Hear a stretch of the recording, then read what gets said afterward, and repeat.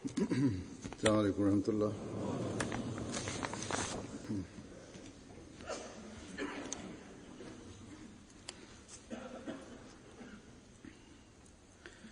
أشهد أن لا إله إلا الله وحده لا شريك له وأشهد أن محمدا عبده ورسوله أما بعد فأعوذ بالله من الشيطان الرجيم بسم الله الرحمن الرحيم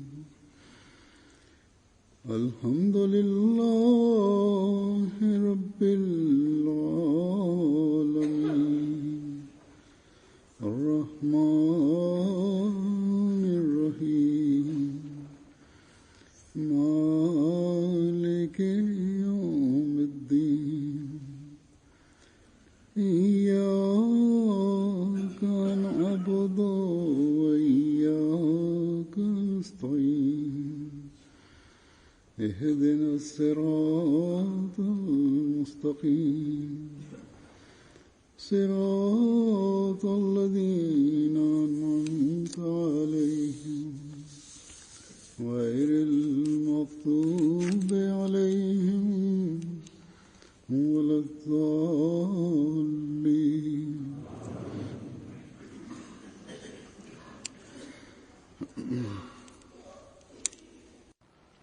Ketika kita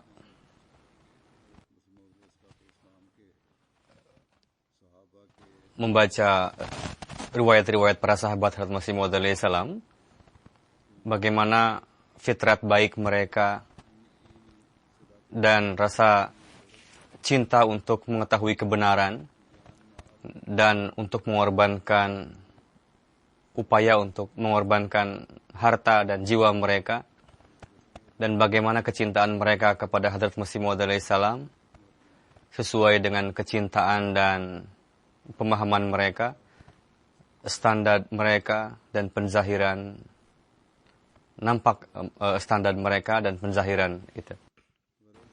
Walhasil mereka adalah kaum akhirin yang untuk berjumpa dengan kaum awalin, dan mereka orang-orang yang berupaya untuk melaksanakan hak-haknya masing-masing. Mereka memiliki cara-cara masing-masing, dan orang-orang yang menyaksikan mereka dan orang-orang yang memiliki jalinan dekat dengan mereka, dengan para sahabat maksudnya, dan dengan melihat bagaimana akhlak mereka, perilaku mereka, mereka mendapatkan nasihat-nasihat dari para sahabat, atau bisa mengambil kesimpulan dari berbagai hal. Hadrat Muslih Maud radhiyallahu anhu, beliau pun adalah salah seorang dari para sahabat, dan beliau pun memiliki ikatan dekat dengan seluruh para sahabat, atau riwayat-riwayat yang para sahabat yang beliau riwayatkan kehidupannya memiliki jalinan dekat dengan mereka. Ketika Hadrat Muslih Maud meriwayatkan berkenaan dengan para sahabat, itu berdampak, nasihat-nasihat itu berdampak dalam diri kita. Terkadang kita mengambil satu sisi saja dari suatu riwayat, tapi ketika direnungkan kembali, maka nampak sekali berbagai macam sisi kepada kita, nasihat maksudnya, dan menjadi nasihat dalam berbagai aspek riwayat-riwayat itu. Misalnya Maulwi Burhanuddin Sahib Jahlami berkenaan dengan riwayat beliau, bagaimana Hadrat Muslih Maud radhiyallahu anhu telah meriwayatkan menurut perspektif beliau bagaimana riwayat bai'at beliau. Maulwi Burhanuddin Jahlami, bagaimana ketika beliau pertama kali berjumpa dengan Hadrat Masih Maud alaihi salam, itu pun merupakan ada suatu cerita yang menarik. Diriwayatkan bahwa saya waktu itu pergi ke Kadian, katanya, Tapi saat itu Hadrat Masih Maud alaihissalam tengah berada di Gurdaspur, lalu saya pun pergi ke Gurdaspur. Tempat di mana Hadrat Masih Maud alaihissalam menetap pada saat itu, di sebelahnya ada kebun.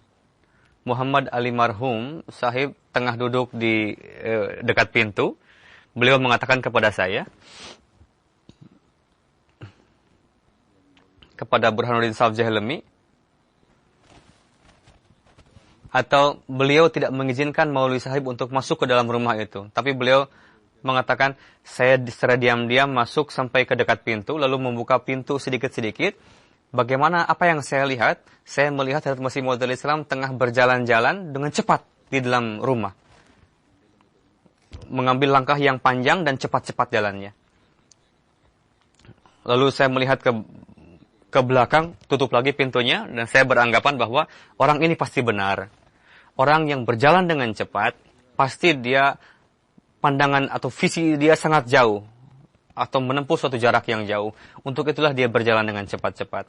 Hadrat Muslim Maud bersabda, meskipun beliau seorang Wahabi, Jahlami Sahab tadi, tapi berpikiran seperti itu merupakan suatu hal yang mengherankan. Padahal pada umumnya orang-orang Wahabi ini kering, yakni mereka menyukai kekerasan.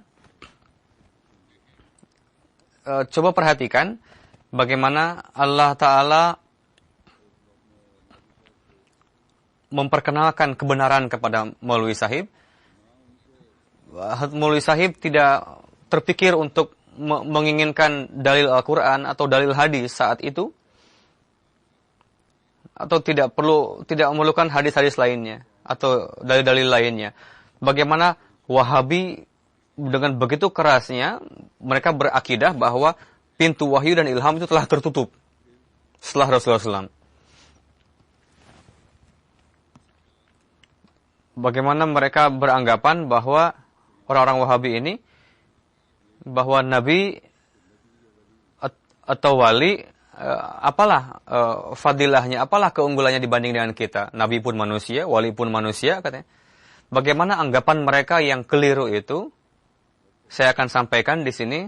Bagaimana untuk Hadrat Masih Maud alaihissalam bersabda,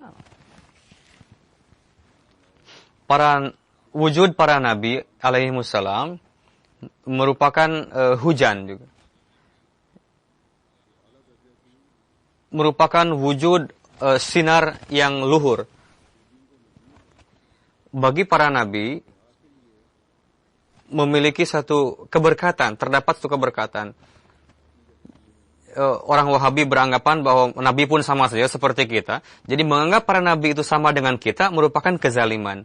Dengan mencintai para nabi dan para wali, itu justru akan meningkatkan keimanan. Ini merupakan suatu yang khas. Bagaimana dengan mencintai para nabi dan para wali, keimanan pun bisa bertambah.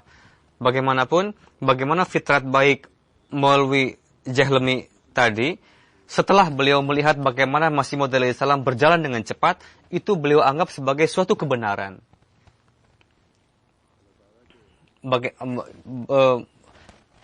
Itu merupakan pandangan kecintaan Allah Ta'ala kepada Maulwi Sahib.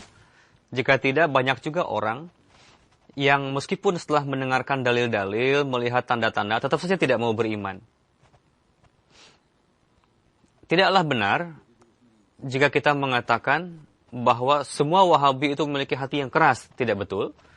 Banyak juga di Afrika orang-orang Wahabi yang mereka sudah beriman kepada kebenaran Hadrat Masih Maud alaihissalam dan bai'at masuk ke dalam jemaat kita.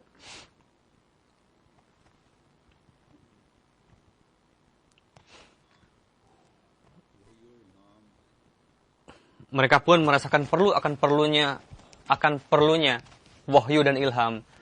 Dan para nabi dan para wali seperti layaknya hujan katanya, yang dengan kedatangannya tanah pun menjadi subur. Jadi untuk kesuburan rohani pun berkontinuitas wahyu dan ilham adalah perlu. Lalu Hazrat Muslim Maud menjelaskan suatu riwayat, Hazrat Syed Abdurrahman Sahib Madrasi, beliau memiliki pengorbanan yang khusus Syed Abdurrahman Sahib Madras Sahib pada zaman Masih Maud alaihissalam sudah menjadi Ahmadi. Beliau seorang yang sangat mukhlis dan beliau orang yang sangat gigih dalam bertabligh. Ada satu peristiwa beliau riwayat Hazrat Masih Maud alaihissalam senantiasa memperdengarkan dengan penuh kekhusyuan. Ketika Hazrat Muslim Maud mengatakan, jika saya ingat akan riwayat itu, langsung saya tertarik untuk berdoa untuk beliau. Pada permulaan, kondisi keuangan beliau sangat baik. Beliau sangat banyak berkorban, sehingga beliau membayar candah bulanan sampai 300, 400, 500 rupiah per bulan. Bagaimana kudrat Allah Ta'ala,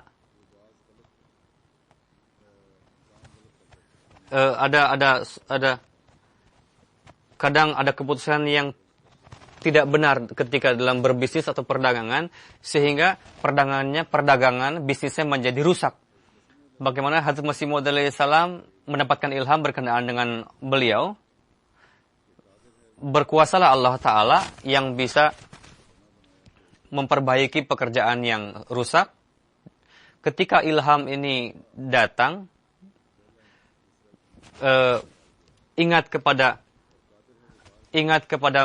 bait pertama. Dari ini difahami bahwa bisnis Syed Sahib akan baik, tapi pada kalimat yang kedua, tapi Allah Ta'ala pun bisa mematahkan pekerjaan yang sudah benar. Pekerjaan yang sudah baik kadang bisa buruk juga. Bagaimana bisnis Syed Sahib setelah mendapatkan goncangan,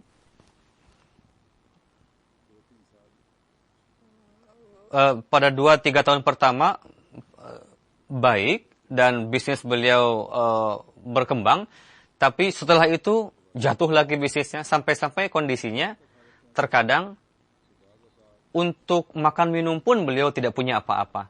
Suatu ketika Hazrat Masih Maud alaihissalam dalam corak kecintaan yang dalam kepada beliau pernah bersabda, Syed Abdurrahman, bagaimana keikhlasan beliau yang begitu dalam, ada 500 rupiah uang, beliau pernah mengirimkan kepada saya sebesar 500 rupiah. Seseorang setelah melihat kesulitan sahabat yang lain, beliau pernah mengirim uang 3.000 rupiah. Silakan buat sebagai modal perdagangan. Dan beliau pun pernah mengirimkan Hazrat Masih Maud alaihissalam 500 rupiah. Dan beliau mengatakan, saya sudah lama tidak bisa membayar canda. Sekarang ghairat saya tidak bisa tahan lagi. Saya telah mengirim sejumlah uang.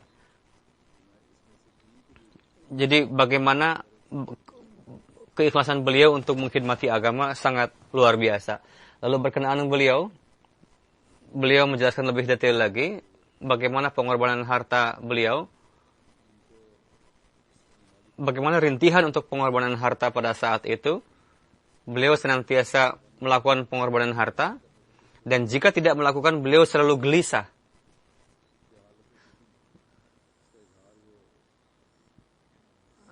Bagaimana beliau zahirkan itu kepada kawan-kawan beliau ketika tidak bisa berkorban harta. Hazrat Masih Maud bersabda, ketika kondisi keuangan beliau rusak, beberapa kawan beliau membantu beliau juga dalam hal keuangan, karena terkadang untuk makan minum pun beliau kesulitan. Ada kiriman uang dari Ghair Ahmadi kepada Masih Maud alaihissalam, di dalamnya tertulis bahwa Syed Abdurrahman adalah teman baik saya. Saya memiliki prasangka baik kepada beliau, dan saya menganggap beliau orang yang mulia. Dan saya percaya sekali dengan beliau. Seorang Ghair Ahmadi menulis, suatu ketika saya melihat beliau dalam kondisi yang menyedihkan. Dan saya bertanya kepada beliau menjawab, ketika saya mempunyai uang, saya selalu mengirimkan uang kepada Masih Maud alaihissalam untuk mengkhidmati agama. Tapi sekarang saya tidak bisa mengirimkan uang. Ghair Ahmadi mengatakan, mendengar hal itu, saya merasa sedih dan sangat terpengaruh. Dan saya memandang bahwa Tuan, aku akan mengirimkan tiap bulan kepada Tuan 200-300 rupiah kepada Tuan. Lalu orang Ghair Ahmadi mulai mengirimkan uang kepada beliau. Hadrat Muslim Maud bersabda, suatu ketika dari Syed Sahab mengirimkan uang melalui money order. Hadrat Masih Maud Islam melihat ini kiriman uang dari Syed Sahab. Kondisi keuangan beliau kan sedang tidak baik. Bagaimana beliau bisa mengirim uang sebanyak ini? Lalu beliau mengirimkan surat. Beliau menulis dalam surat itu, saya dulu pernah memiliki hutang dan akhirnya saya minjam uang juga kepada teman saya dan saya pun terpikir untuk mengirim kepada Tuhan sejumlah uang. Bagaimana beliau, keikhlasan beliau dan semangat pengorbanan beliau pada saat itu. Suatu ketika Hadrat Muslim Maud pada zaman setelah mengambil riwayat pada zaman Masih Maud alaihissalam, bagaimana setelah pendakwaan beliau bahwa beliau adalah Masih Maud dan dari sisi itu beliau pun seorang nabi dan rasul. Dan dalam beliau mendapatkan maqam Nabi Rasul ini sebagai hamba Rasulullah SAW.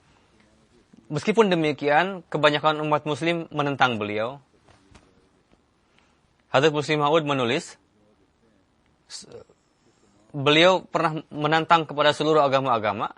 Karena itu Kristen, Hindu mulai menentang beliau dan bagaimana mereka berupaya untuk menghinakan Hadrat Masih Maud alaihissalam. Beliau pernah di meja hijaukan sampai-sampai secara terus-menerus selama 3 bulan selain libur pemerintah sampai berjam-jam beliau terpaksa berdiri di pengadilan-pengadilan untuk mengikuti persidangan. Suatu ketika seorang hakim karena membenci beliau, tidak mengizinkan Masih Maud alaihissalam untuk minum air di pengadilan. Hadrat Masih Maud alaihissalam pernah bersabda, pada hari ini kami sudah melupakan hal ini. Tapi bagi para mukhlisin pada saat itu merupakan ujian yang sangat luar biasa. Di satu sisi, mereka mendengarkan janji Allah Ta'ala bahwa Raja akan mengambil berkat dari pakaian engkau, dan orang yang tidak mengimani engkau akan menjadi kaum yang rendah. Tapi di sisi lain, jika kita melihat bahwa orang yang mengambil tunjangan 400-500 dan terkadang beliau tidak diizinkan untuk minum air di pengadilan. Sampai-sampai beliau sambil berdiri, beliau pun kepala pusing dan sampai-sampai kaki beliau pun lelah, sakit. Dan orang-orang yang memiliki keimanan yang lemah, mereka pun berburuk sangka, apakah seperti ini keutusan Allah Ta'ala? Terkadang bagi sebagian orang, ini merupakan pemandangan yang yang perlu dikasihani. Dan terkadang bagi sebagian orang, ini merupakan tuntutan keimanan. Bagaimana Hadrat Muslim Maud bersabda, saya ingat sekali pemandangan ketika diumumkan putusan pengadilan. Bagaimana di dalam jamaat kami adalah seorang kawan yang disebut sebagai profesor. Ketika sebelum beliau Ahmadi, beliau biasa bermain judi sebelum baiat dan beliau sangat cerdas. Beliau bisa mendapatkan penghasilan 400-500 rupiah dalam sebulan. Tapi setelah beliau masuk baiat, beliau meninggalkan pekerjaan permainan judi itu. Ini pun merupakan nasihat bagi orang Ahmadi. Jika memiliki kebiasaan untuk bermain judi sebelum baiat, maka setelah baiat beliau tinggalkan. Bagaimana beliau memiliki kecintaan yang dalam kepada Masih Maud alaihissalam dan bagaimana keikhlasan atas kemiskinan yang beliau hadapi, beliau menahan kemiskinan dengan meninggalkan judi itu. Beliau ikhlas. Beliau pergi ke Lahore, ke sebuah toko. Beliau pun tabligh. jika ada customer yang datang menghina Masih Maud Islam, lalu beliau pun kadang marah, emosi, dan beliau pun pernah menyampaikan keluhan kepada Masih Maud Islam. Hazrat Masih Maud Islam dengan penuh kecintaan mengatakan kepada beliau, Profesor Sahib, bagi kita ada perintah untuk berbuat lembut. Ini ajaran Allah Ta'ala. Tidak perlu emosi. Hazrat Masih Maud Islam terus menasihati beliau. Dan bagaimana wajah Profesor Sahib terus memerah. Tapi karena adab kesopanan kepada Masih Maud Islam, beliau tidak bicara apa-apa. Tapi setelah mendengar hal itu, saya tidak bisa percaya dengan mengikuti hal seperti itu.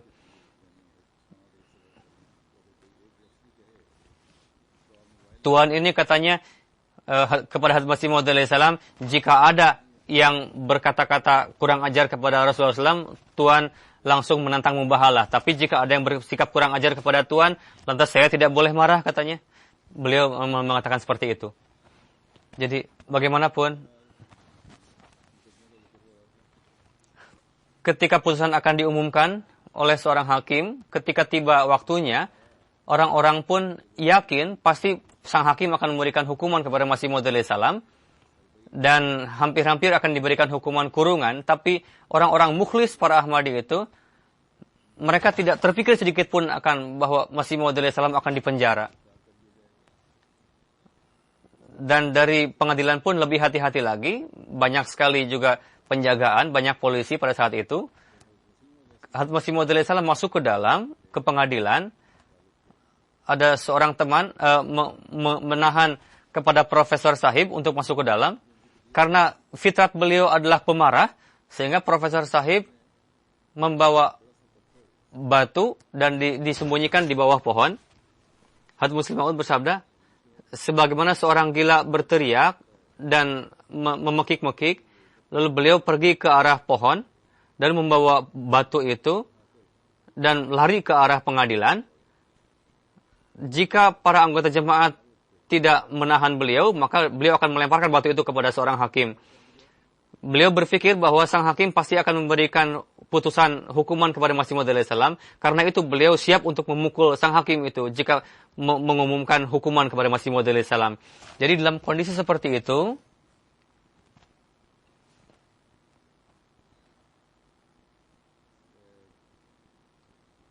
terkadang ada reaksi dari sebagian orang yang seperti itu. Orang yang memiliki kelemahan iman, mereka terkadang menjadi murtad, seperti yang disampaikan. Dan bagi orang-orang mukhlisin, itu justru akan bertambah keimanan mereka. Tapi bagi orang-orang yang cepat emosi, seperti Profesor Sahib tadi, contohnya, beliau pun mulai gampang marah, emosi. Mereka pun berpikir untuk membalas bagaimana jika disakiti. Tapi bagaimana tabiat taklim Hazrat Masih Maud Islam, tarbiyat beliau yang diberikan kepada kita semua. Bagaimana beliau merupakan suri tauladan dan pedoman bagi kita yang harus selalu kita ingat bahwa hendaknya kita bersabar. Hasil akhir pastilah seperti yang dikabarkan Allah Ta'ala sebelumnya. Dan dengan sabar dan doa, mereka akan melihat kemenangan itu. Berkenaan dengan beberapa hari, terkadang beberapa orang terfikir ada hari-hari yang baik, hari-hari yang buruk. Hari yang baik bisa melakukan safar, hari yang buruk tidak bisa melakukan safar. Beberapa orang menanyakan hal ini kepada saya. Hazrat Masih Maud Islam, terkadang referensi dari beliau disampaikan, atau referensi dari Hadrat Ammajan. Hazrat Muslim Maud pernah menulis, katanya, beliau dilarang untuk melakukan safar pada hari Rabu, katanya, karena beliau pernah melihat mimpi. Bukanlah pentingnya suatu hari sebetulnya. Berkenaan Hazrat Masih Maud Islam, beliau pun pernah menjelaskan bahwa Hazrat Muslim Maud bersabda, ada seorang yang mengatakan kepada saya,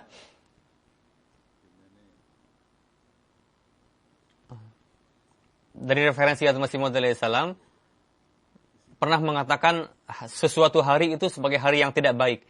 orang yang mengatakan kepada Muslim Maud,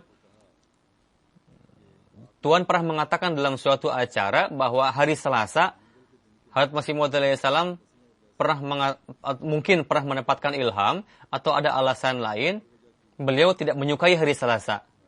Saya katakan, saya hanya menjelaskan suatu riwayat. Hazrat Masih Maud alaihissalam pernah bersabda, saya tidak mengatakan bahwa hari Selasa itu hari yang sial atau hari yang buruk. Karena jika dinisbahkan suatu riwayat kepada Masih Maud alaihissalam, karena itu saya mengatakan, jika riwayat ini dianggap benar seperti itu, dan Tuhan menganggap hari Selasa dengan tidak baik, karena itu hari Selasa hari kewafatan beliau, atau hari kewafatan, karena hari itu berkaitan dengan, sehingga mempercayai keburukan hari Selasa. Tapi sesuatu yang berasal dari Allah Ta'ala, jika itu dianggap sebagai hari yang sial atau bodoh, itu sebagai suatu kebodohan. Jika itu dinisbahkan kepada Masih Maud alaihissalam, jika itu memang benar, maka maksud dari buruk itu bahwa kewafatan beliau akan terjadi pada hari Selasa. Jika tidak, Allah Ta'ala menetapkan seluruh hari itu berberkat, dan jika ada riwayat yang bertentangan dengan itu, maka kita akan mengatakan bahwa orang yang meriwayatkan itu adalah keliru. Kami tidak bisa mengakui riwayat seperti itu, atau kami mengatakan bahwa karena tuntutan kemanusiaan, terkadang manusia jadi, terkadang karena suatu waham menganggap hari Selasa sebagai hari yang tidak baik, tapi kita tidak bisa mengatakan bahwa hari itu adalah hari yang sial, hari yang tidak baik. Tidak bisa kita mengatakan perawinya dusta.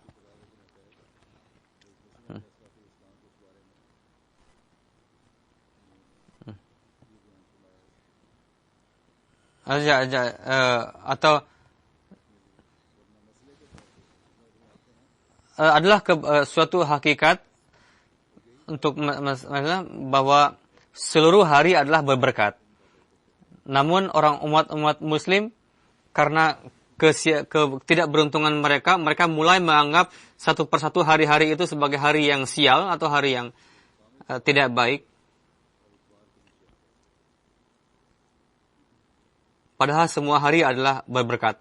Terkadang sebagian orang dalam kondisi, ada suatu riwayat menarik, terkadang dalam kekerasan suatu pendapat, sehingga memilih cara kekerasan di dalam berpendapat. Jadi orang yang memiliki tabiat seperti itu, yakni gampang marah, emosi,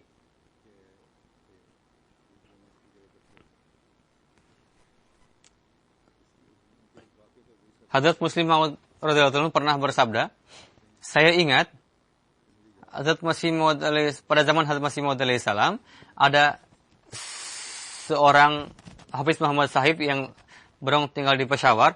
Beliau hafiz Quran, beliau yang gampang emosi, beliau cukup keras tabiatnya. Suatu ketika beliau datang di jalsa, dan ketika pulang dari kajian di jalan, berkenaan dengan ada obrolan berkenaan dengan rasa takut pada Allah Ta'ala, seorang mengatakan keagungan Allah Ta'ala sangatlah luhur. Kita memang hina. Apakah Allah Ta'ala akan menerima salat kita atau tidak? Menerima puasa kita, menerima zakat kita atau tidak? Kita tidak tahu. Seorang lain mengatakan, saya pun berpikir berkali-kali, apakah saya ini mukmin atau tidak? Hafiz Muhammad Sahib duduk di pojok, mendengarkan hal ini, mengatakan kepada orang itu, kamu menganggap diri kamu ini apa? Apakah kamu beranggapan, apakah kamu bukan mukmin? Orang itu berkata, saya tidak bisa mengatakan dengan yakin apakah aku mukmin atau bukan. Hafiz Sahib mengatakan, begitu? Jika memang begitu, saya tidak akan sholat di belakang kamu mulai hari ini, katanya.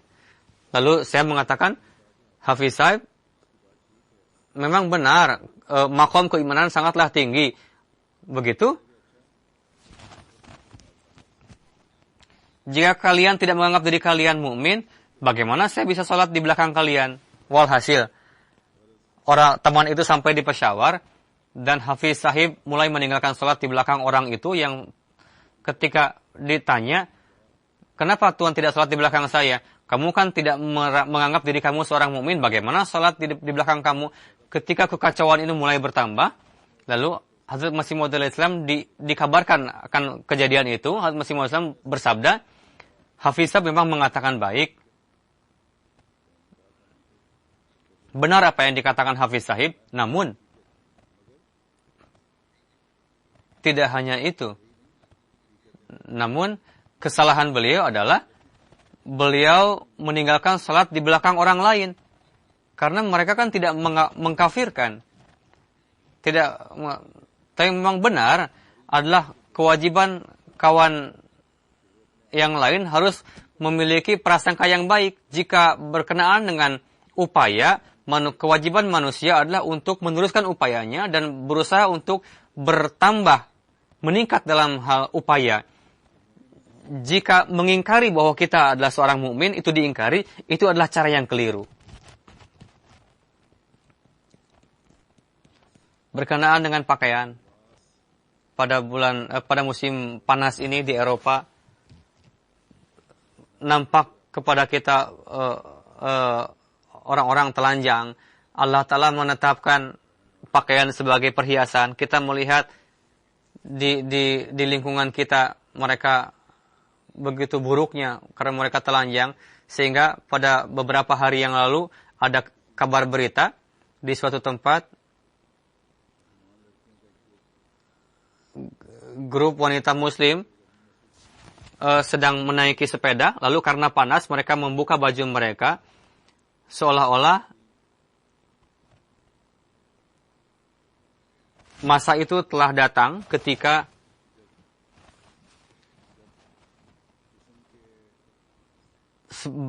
beberapa bagian dari tubuh secara akhlak dan secara tabi'i, jika itu telanjang, ada masanya dianggap sebagai bukan suatu aib. Ada suatu masa ketika jika telanjang itu dianggap suatu aib yang besar. Hadrat Muslim Maud radhiyallahu anhu pada zaman beliau, dibanding dengan pada masa ini, 70% sudah kurang saat ini. Tapi orang yang mengambil gambar, foto, ada seorang barat, beliau mengatakan kepada para wanita, beliau pernah bersabda, pada masa ini ada suatu kebiasaan di Eropa, para wanita, mereka mulai telanjang. Ada seorang pengambil gambar yang mereka menceritakan sebagai seorang pengambil gambar, bagaimana saya terbiasa melihat laki-laki wanita telanjang. Untuk itu saya memberikan musyawarah, nasihat, bahwa body yang telanjang tidak memberikan keindahan justru. Terkadang wanita justru dianggap buruk jika tidak memakai baju. Karena itu jika dia bertelanjang, terkadang dipuji dan terkadang justru akan menimbulkan kebencian jika wanita tidak memakai baju. Ini adalah Huzur bersabda, memang ini pendapat seorang yang pakar, dan pendapat ini memang logik pendapat orang barat ini. Begitu juga bagi para pria, terkadang mereka memakai pakaian yang aneh-aneh sehingga kewibawaan badan pun menjadi sia-sia dan nampak buruk juga jika telanjang. Tapi pada masa ini, atas nama kebebasan, mereka berkumpul 4 orang dan mereka menzahirkan ketelanjangan tadi. Mereka menganggap penting suatu perbuatan yang sia-sia itu. Karena itu, secara umum, keburukan akhlak dan degradasi semakin meningkat. dari 70 tahun yang lalu ada seorang pengambil gambar, itu adalah pendapat dari beliau. Mungkin pengambil gambar pada masa ini pun pendapat mereka tidak bisa menzahirkan pendapat, tidak bisa memberikan saran, atau tidak berani untuk memberikan pendapat. Alasannya adalah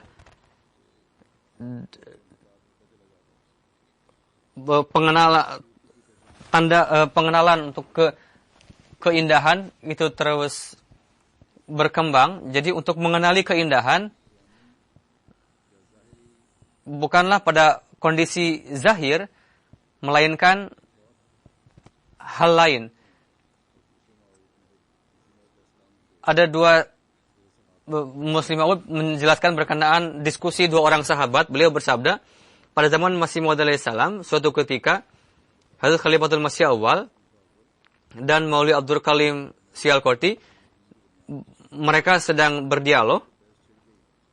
Hazrat Khalifatul Awal bersabda, untuk mengenali keindahan tidaklah mudah.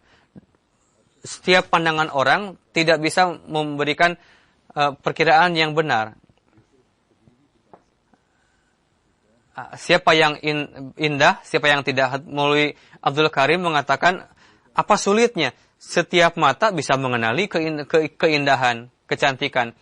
Jika melihat yang zahir, lalu bisa mengenali. Tapi Khalifatul Masih Awal mengatakan, memang bisa dikenali dengan pandangan, tapi dengan pengenalan itu akan timbul kekeliruan. Siapa yang memang benar-benar cantik atau indah? Dalam obrolan ini Khalifatul Masih Awal bersabda, apakah menurut Tuhan ada laki-laki yang tampan di sini? Lalu beliau menyebut nama seorang pemuda yang tampan, dan kebetulan datang ke itu. Menurut saya orang ini adalah tampan. Khalifatul Masih Awal bersabda, menurut pandangan Tuhan orang ini tampan, tapi di dalam tulangnya ada kelemahan, ada kekurangan. Mia, tolong angkat pakaiannya. Lalu orang yang tampan tadi mengangkat bajunya. Bagaimana nampak buruk tulang beliau yang bengkok-bengkok. Sehingga Maulwi Abdul Karim mengatakan, la hawla wala quwata. Saya tidak tahu ada kekurangan di dalam tulang ini. Saya mengatakan orang itu indah dari wajahnya saja. Memang keindahan zahir nampak, tapi dari dalam terkadang tidak nampak bahwa orang ini memiliki kelemahan. Terkadang orang-orang untuk menutupi kelemahan diperintahkan untuk menutupi dengan pakaian. Tetapi manusia malah terjauh dari itu. Hazrat Muslim Maud radhiyallahu anhu pernah bersabda berkenaan dengan seseorang yang pada saat sahur ada berpendapat bahwa bagaimana Allah Ta'ala memberikan petunjuk kepada orang itu pun sangat mengherankan. Ada seorang yang disebut sebagai filosofer dalam jemaat kita, katanya beliau sudah wafat pada saat ini, semoga Allah Ta'ala mengampuni beliau. Beliau bersabda, dalam setiap obrolan beliau selalu melucu. Filosofer, kenapa dikatakan filosofer? Karena dalam setiap hal beliau selalu memunculkan poin-poin baru.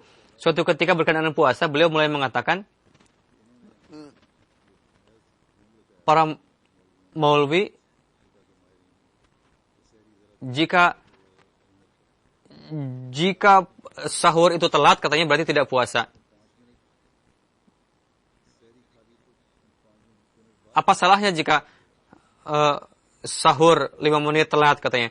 Lalu para maulwi memfatwakan, oh puasanya batal kalau begitu. Beliau datang ke Khalifatul Masih Awal, itu pada zaman Masih Maud alaihissalam. Tapi karena Khalifatul Masih Awal, beliau selalu memberikan daras, sehingga orang-orang biasa datang ke majelis beliau. Orang itu mengatakan, saya akan mendapatkan marah pada malam ini. Beliau bersabda, kenapa? Saya diskusi pada malam tadi, para maulwi ribut katanya, jika sahur lambat itu maka puasanya batal. Saya katakan orang yang lapar 12 atau 14 jam, jika telat 5 menit saja sahur, memang apa salahnya katanya. Lalu setelah itu saya tidur, saya melihat dalam ru'ya,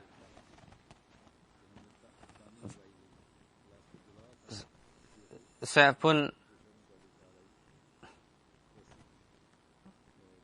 menarik tali di dalam mimpi itu untuk membuat baju, tali benang. Lalu saya memukul paku di dua sisinya, lalu diputar di paku. Ketika saya mendekat kepada paku, lalu saya terus menarik supaya bisa diputar kepada paku yang kedua. Lalu saya beranggapan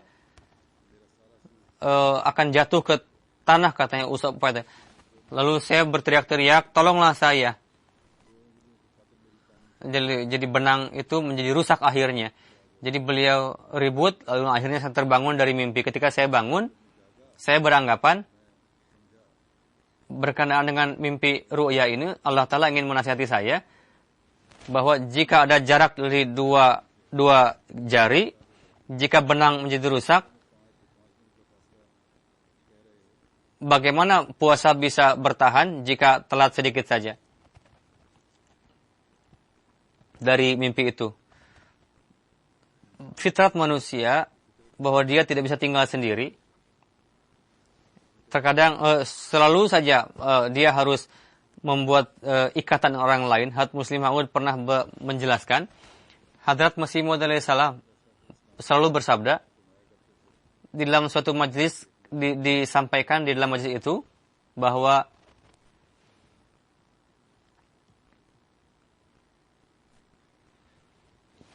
apakah seseorang telah memakan roti gandum? Pada saat itu kebanyakan tepung yang lain. Gandum agak sulit didapatkan. Jika ada yang mengatakan, saya tidak mengatakan roti gandum, hanya seorang yang mengatakan, ya memang roti gandum sangat lezat sekali katanya. Orang lain mengatakan, apakah kamu, ditanyakan kepada orang lain lagi, apakah kamu makan roti gandum? Dia mengatakan tidak, tapi saya pernah melihat orang lain makan roti gandum, sehingga saya beranggapan bahwa roti gandum itu enak katanya. Orang-orang hobi untuk makan, lalu bersabda, terkadang orang pun hobi makan ayam. Beliau pun suka makan ceker ayam. Hadrat Masih Maud alaihi salam juga suka makan ceker ayam. Dan seorang mengatakan, jika mendapatkan ceker ayam setiap harinya, sudah tidak perlu lagi makanan lain katanya. Saking begitu hobinya kepada ceker ayam.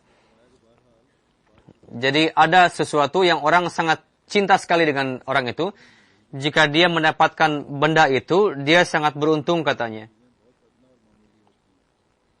Meskipun benda itu biasa saja, tapi bagaimana untuk mendapatkan benda yang berharga itu, sehingga dia berupaya sebisa mungkin untuk mendapatkan itu. Jadi jika kita yakin kepada Allah Ta'ala, dan Allah Ta'ala bisa kita dapatkan, dan secara pasti manusia bisa mengatakan bahwa setelah ini, apalagi perlunya yang lain selain Allah Ta'ala, kalau saya bisa mendapatkan Allah Ta'ala. Hadrat Masih Maud alaihi salam sering mengutip perkataan seorang sufi,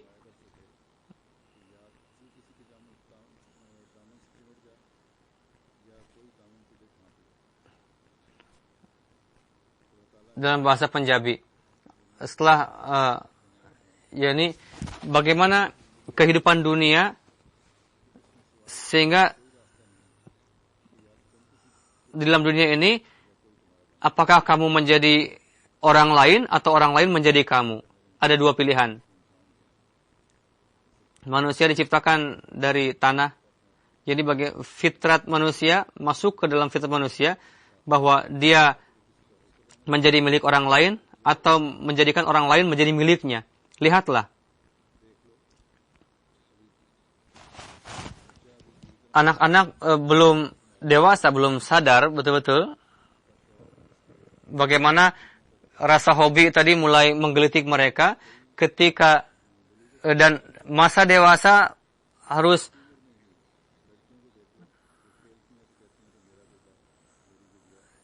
bagaimana anak kecil jika melihat boneka mereka mulai ribut, ini boneka saya, ini boneka kamu, ini boneka saya.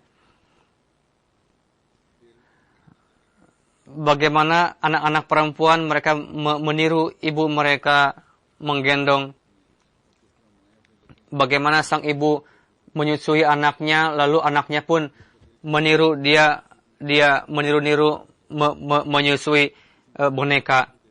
Bagaimana, apakah jadi setiap saat dia nempel dengan ibunya. Bagaimana Allah Ta'ala berfirman, khalaqal insan min 'alaq.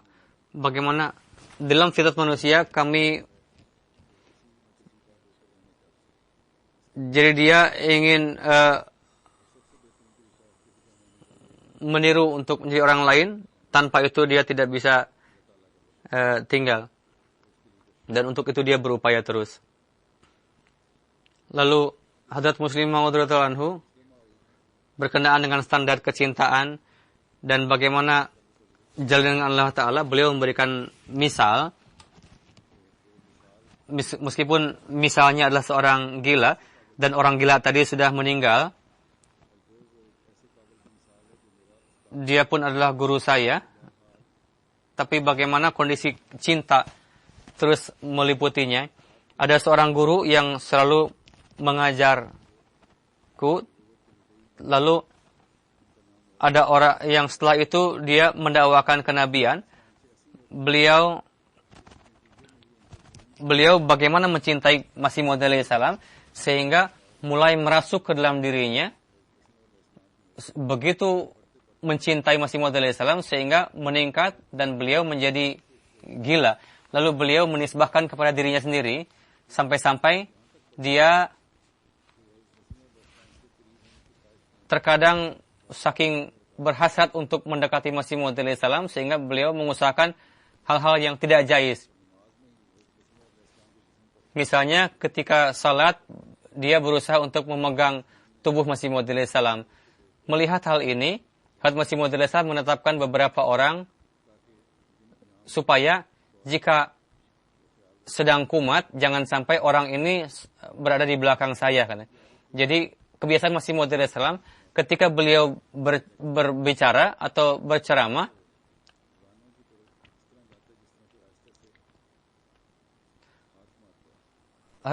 Masih Maud alaihi salam menggoyangkan tangan, lalu ketika orang yang kurang waras tadi melihat, lalu langsung meloncat mendekati tangan beliau, mendekati Masih Maud alaihi salam. Ketika ditanyakan oleh orang-orang, ada apa? Oh, ini katanya Masih Maud alaihi salam memanggil saya. Jadi bagaimana kegilaan ini, rasa cinta ini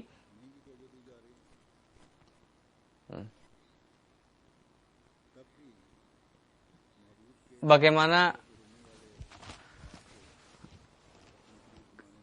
tangan yang digerakkan oleh sang kekasih sehingga orang yang tergila-gila tadi menganggap bahwa kekasih ini tengah memanggil saya.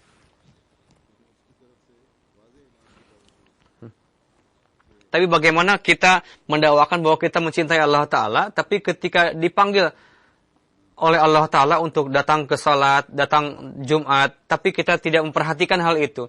Jadi hendaknya setiap Ahmadi memperhatikan hal ini dan mengatakanlah baik kepada setiap panggilan Allah Ta'ala. Seperti seorang yang dimabuk cinta, berupaya untuk memenuhi masjid. Saat ini kan masa-masa cuti, libur sekolah, bawalah anak-anak ke masjid.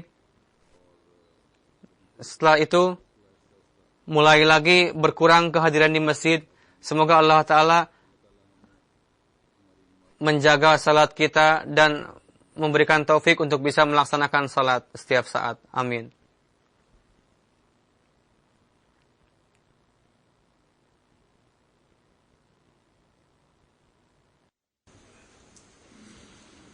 Alhamdulillah, alhamdulillah, ونستغفره ونؤمن به ونتوكل عليه ونعوذ بالله من شرور أنفسنا ومن سيئات أعمالنا من يهده الله فلا مضل له ومن يضلل فلا هادي له ونشهد أن لا إله إلا الله ونشهد أن محمدا عبده ورسوله عباد الله رحمكم الله إن الله يأمر بالعدل والإحسان وإيتاء ذي القربى وينهى عن الفحشاء والمنكر والبغي يعظكم لعلكم تذكرون اذكروا الله يذكركم وادعوه يستجب لكم ولذكر الله